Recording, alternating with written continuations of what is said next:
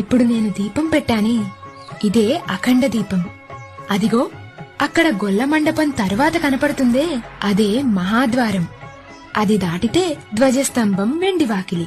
అవి రెండూ దాటి ఆనంద నిలయంలోకెళ్లి అలా గర్భగుడిలోకి చూస్తే బంగారు కిరీటంతో నుదుటి మీద కర్పూరంతో దిద్దిన మందపాటి రెండు నామాల మధ్యన కుంకుమ పువ్వుతో చేసిన కస్తూరి తిలకంతో ఆయన మొహం కనిపిస్తుంది.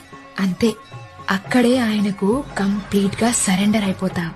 చెవులకు మకర కుండలు, కుడి చేతిలో సుదర్శన చక్రం, ఎడమ చేతిలో శంఖం. ఇంకో కుడి చేయి కాస్త ముందుకు చాచి ఆయన పాదాలు చూపిస్తుంటాడు చూడు, ఇవే బ్రహ్మ కడిగిన పాదాలు అన్నట్టు. ఇంకో ఎడమ చేయి నేనున్నాను నీకంటూ అభయమిస్తుంటుంది. కుడి ఎద మీద లక్ష్మీదేవి, ఎడమ ఎద మీద పద్మావతీదేవి. ఆయన రెండు భుజాల మీద నాగభరణాలున్న ఆ పెద్దాయనను చూడగానే ఒక్కసారిగా కళ్లలో నీళ్లు, నరాల్లో ఉత్తేజం, ఒంట్లో ధైర్యం, ఎదలో హాయి వచ్చేస్తాయి.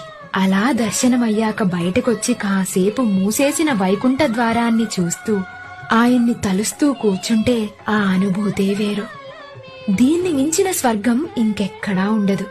భూలోక స్వర్గం చూపిస్తావా అని అడిగావు కదా, ఇదిగో ఇదే ఆ స్వర్గం. Download ShareChat.